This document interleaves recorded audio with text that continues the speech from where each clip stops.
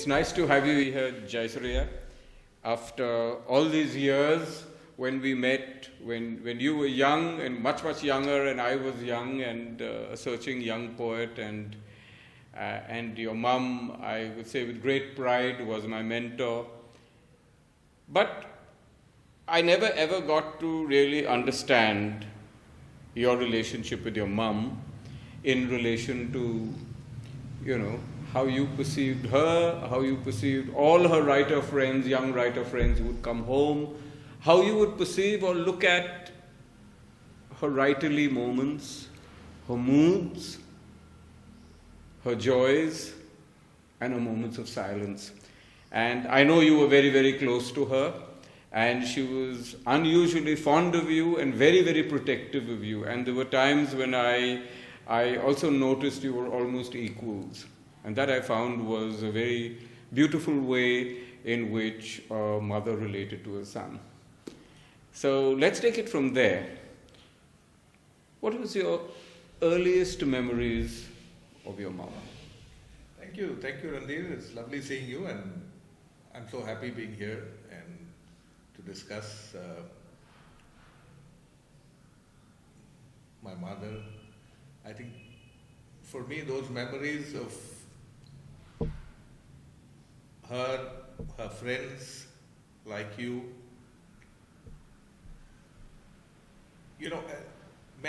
mean so much really. Honestly, all of you were like family. I grew up with all of you.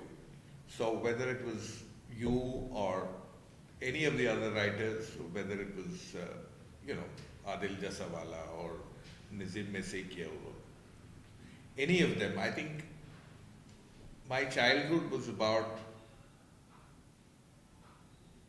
mom and her friends and the kind of bond they shared. Because I think today, looking back, I probably learned so much from those days and stuff that I could never imagine learning at a school or at university. And memories that I cherish, I remember every single thing that happened those days. The lovely poetry sessions that we had at home, Bahutantrika it was called, every second Saturday, if I'm not mistaken, the second Saturday of the month. And everyone converged there, and we spent some fantastic times listening to wonderful young poets, established poets, critics, singers, wannabe poets. It was phenomenal. I think I probably matured, so much with all that I heard and watched and, grew up with. Childhood memories, I remember all this so vividly. I remember the times that she played mother, which wasn't too often really in those days, because she had a world of her own, but she carried me along because I was the youngest. I was probably the afterthought. And so she used to take me to Kolaba Causeway to buy me some horrendous looking shorts and to buy herself shawls and knickknacks. And so I remember those days. I remember going to Samovar, to Usha Khanna's restaurant. I remember sitting there and, she chatting with Usha ji and all friends who used to drop in. I remember you so vividly, Randhir. The same beard, the same man. But the very skinny little... The skinny little man, and I if I remember, you always carried a sling bag, with you, and I always wondered what that housed, because there was a sling bag always there, much like a Linus and a security blanket, and but nothing has changed. I can see nothing has changed. It's sitting here today with you, it's almost like back to Bank House in Mumbai, and just waiting for one of those evenings to take off. Great. I mean, I think it's wonderful. I'm so happy that these memories are coming back. Yeah, yeah. Okay, let me nudge your memories a little more. What were the earliest memories of your mum?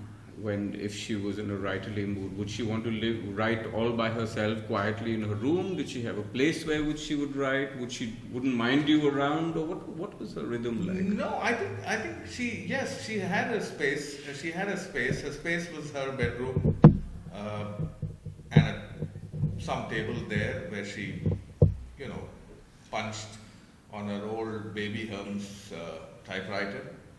And she didn't want any of us around when she wrote. Yeah, I used to be the boisterous one, so I kept, going in once in a while. And that room was air conditioned, and she loved creature comforts. She always did, and air conditioning was one of them, I remember. So yeah, I've sneaked in several times, but we used to leave her alone. We knew that, I kind of figured that she was popular, she was writing. She was big by then, and so it's important that we leave her, to do her writing. So so a lot of writing happened through the day. A lot happened through the night as well, which I remember. And I think Dad had a tough time because the lights were on most of the time in the room. But that was the space. And later, wherever she lived in Kerala, she had a room where she would write. And most often her bedroom, and Cochin, and everywhere, even in Pune when she was in better health initially. She wrote, of course, there on a largish writing desk which I bought for her, which was placed in the dining room. In the You're hall. referring to Pune. I'm referring to that's Pune. where we were sitting and talking with her that day. And so she used to sit behind that desk, and I bought her a nice big chair, and I remember she liked that. And she wrote her last set of poems here, actually, 50 poems that were put together. So yes, she did have a space. She did have a space, Randhir. But was your mom a private person?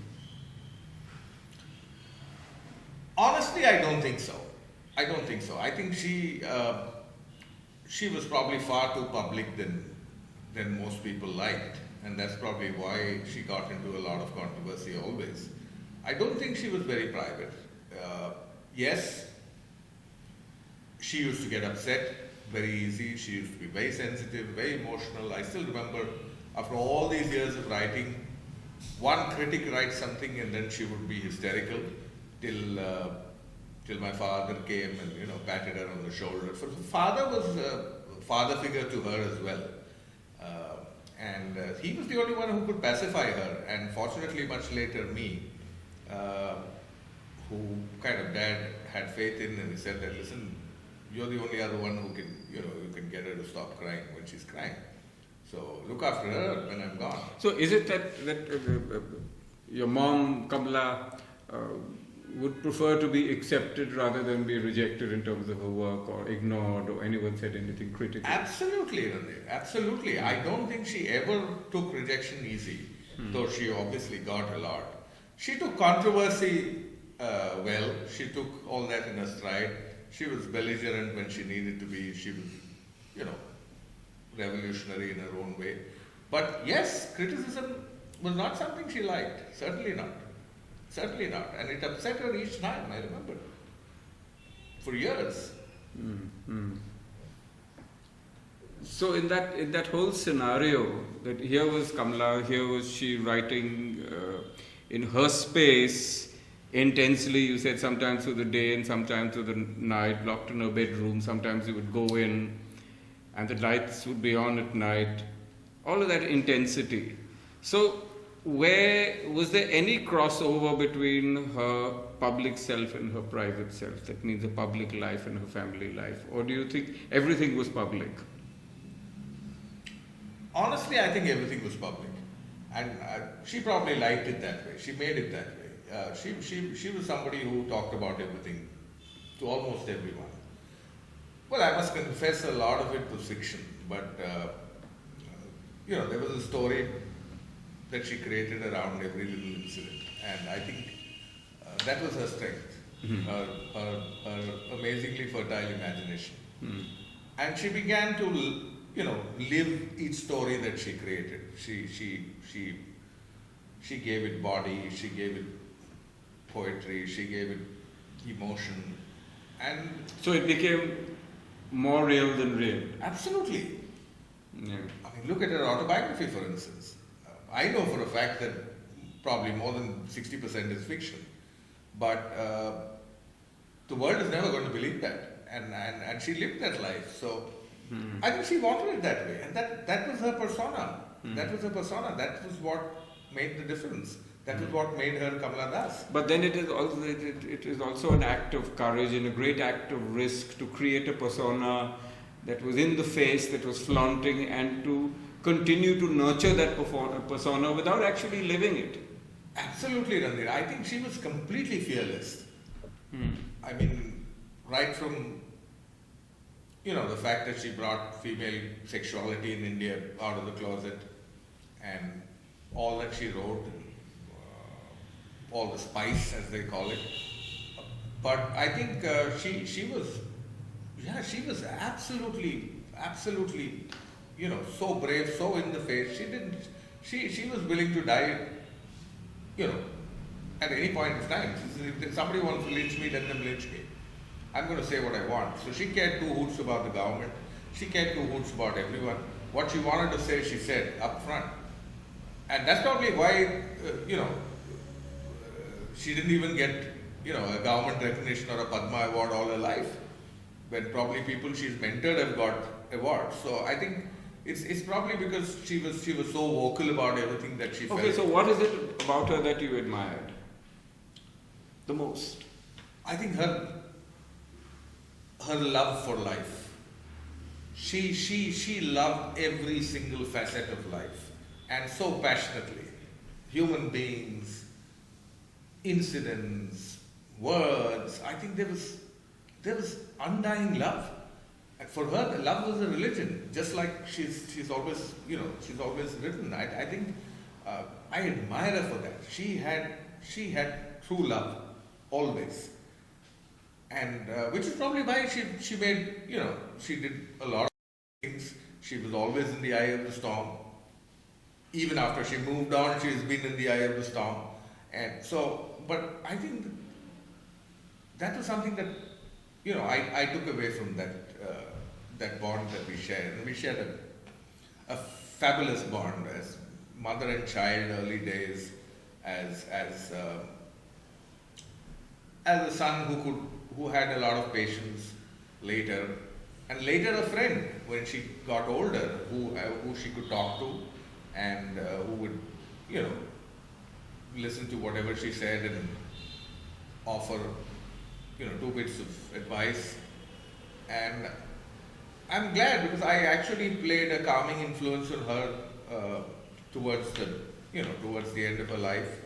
And I'm glad I managed to do what Dad actually predicted many years ago, when he said, listen, I have a suspicion that you're the only one who's going to be able to handle her.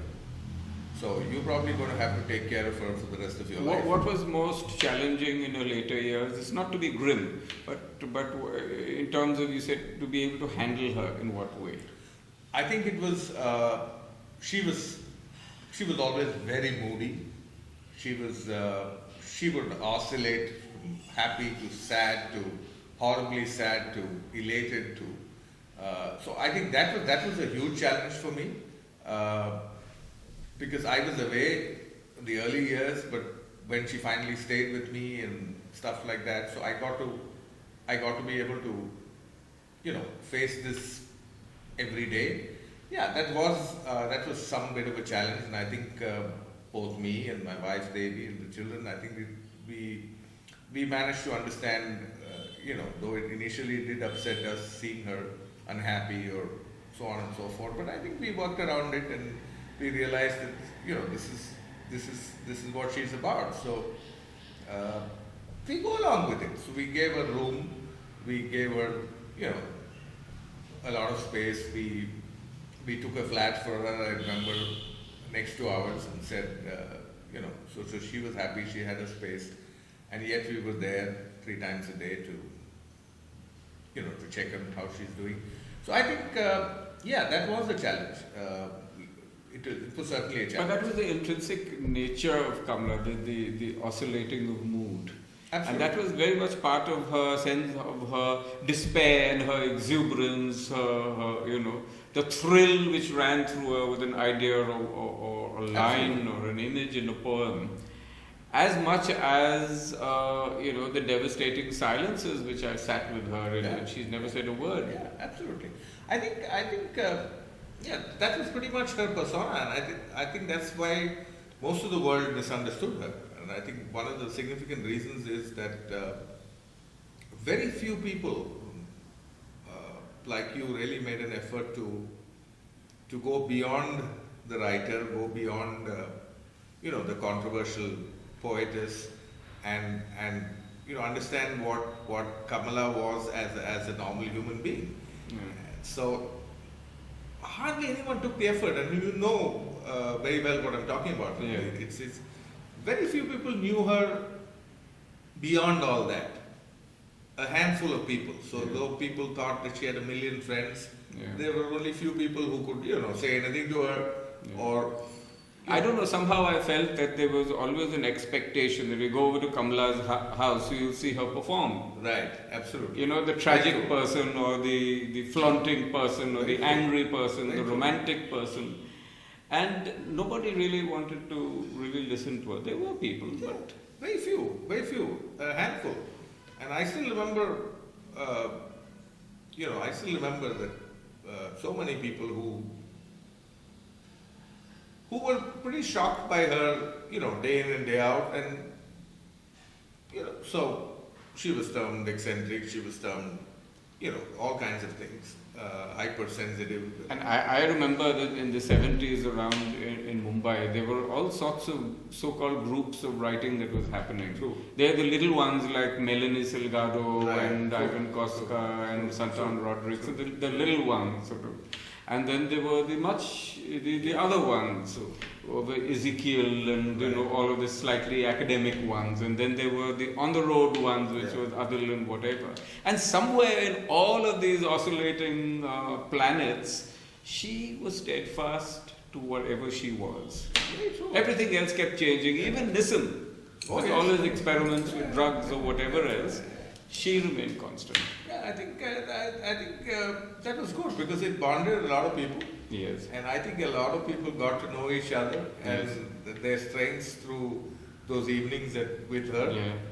And she managed to kind of, have a lot of fun. No, I think the great role in the 70s, particularly in Mumbai, that Kamala played was one of a magnet, of drawing together all of these disparate little metal, this dust that was floating around. Yeah, and she brought it all together. And I think one of her remarkable contributions to post-independence Indian literary scene is her very powerful mentorship presence. Please say something about that. I think that's another thing I've tried to take away from her because I haven't seen such a mentor ever before, and I don't think I'll see one. She devoted so much of time because it gave her such a high. It was like having a drink or two for her. Each time somebody came to her and she found a spark there and she said, "Good Lord, he can write or she can write." And I must read. I must showcase them the next Bhavatantrika. I must talk about her or him. She's got beautiful poetry hidden there. And so she used to get so excited about these things. Unfortunately, I realized much later, even when I got into the corporate segment and the whole rigmarole of life, that they don't make mentors anymore. You have thousands of leaders who are called leaders because of the formidable chairs they sit on, but nobody wants to take that little extra effort to understand the human beings that they deal with, to find out what's going on in their lives, to capture that emotion, to capture that sensitivity, and be there for them as, a warm shoulder. All that's gone. All that's gone. Why do you think it's gone? I think it's gone because people don't have the patience any longer. They don't want to take half a dozen monkeys on their shoulder. They don't want to understand what's happening in a person's life. They've kind of decided that they will, they'll stick to their knitting. They'll measure performance of the individual, and that's it. I mean, I know so many leaders that I've seen who unfortunately don't even know if there's somebody there sitting in their office or in their team or in their whatever who is seriously unwell. I mean, they don't even read an expression on a face any longer. And I've spoken to a lot of them because by virtue of the fact that I do some amount of mentoring myself and run counseling columns, etc. And they said that, listen, Jai, why should we waste time on that? And moreover, they'll be there today, they're gone tomorrow. Okay, tell me, is it particularly if one looked at the literary or the artistic scene, in the line of what you've taken up just now, can we also say that is as much as it is don't care or don't bother or don't worry about them? Or is it also a fear of the new coming in? An insecurity of new voices? Absolutely. I think there's a lot of insecurity. There is a lot of insecurity and be it corporate or be it the cultural world or the art world or the literary world, I think there's a huge amount of insecurity. People just don't want to mentor because they're scared that the damn mentee is going to pull the rug under their feet. And so why should I go and do that? Why should I dig my own grave?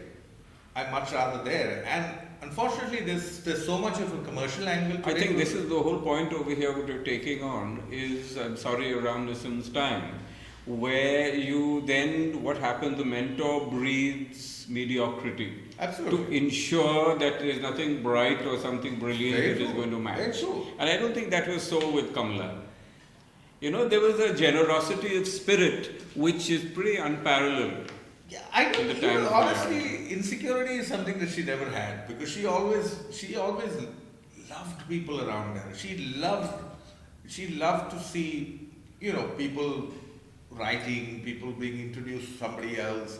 She would even go and get them married, and say, now I'm going to get you married and have a great time holding a ceremony in the house. So I think, no, she was far from insecure. And I think she wanted a half a dozen Kamalas to be born.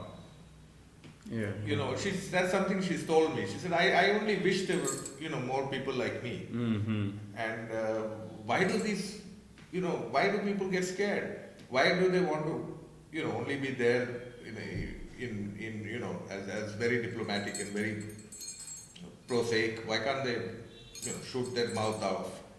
And so I think she loved that, and that is part of her life. And I think it is a beautiful combination of being a mentor, being a visionary, being the poet, being the living person, and these combinations of all of these elements came magically together. I think so. I think, she was truly blessed. She had a lot of these strong qualities that I think are difficult to cultivate. She probably, it was part of her life, and she just worked on it. So I have in my hand, this is the first volume. Yes. This is Summer in Calcutta. And strangely, the year she was in Calcutta, I was also in Calcutta going through my own summers. And I was looking at the dates and I was marveling and trying to draw parallels. Yeah, I'm going to ask you to read something from here. Come on. So this poem is called The Bats. My soul today is on its blinded, most frightened flight, like a bat that finds itself in an alien zone of light. Deep into my bones, beyond the gaudy arrogance of blood, pain dips in with cold, ruthless fingers for the last of human prides. From stranger to guest, from guest to lover, my beloved, when you take, when you at least win, ignore the stain beneath dead eyes, the fatigue in my smile. And that's the point. Yes. I'd like to read one. Please. Yeah, it is from the Old Playhouse and Other Poems. The Snobs. Our house crouches in dust in the evenings when the buffaloes tramp up the road. The weary herdsmen singing soft Punjabi songs, and girls from free municipal schools pause shyly at our gate and smile. What have I to offer them but my smile, a half-dead, fraudulent thing? What have I to offer at the shrine of peace but my constant complaining voice? Forgive us. We are paltry creatures, utter snobs, who disowned our mothers only because their hands, we noticed, were work-worn. And so to seek richer mothers and better addresses, we must move on until we too someday, by our children, may be disowned. You didn't disown your mom. No, I didn't. You did a great job. Thank you so much. Thank you so much. Thank you. Randhir. Thank you. Thank you for having me over.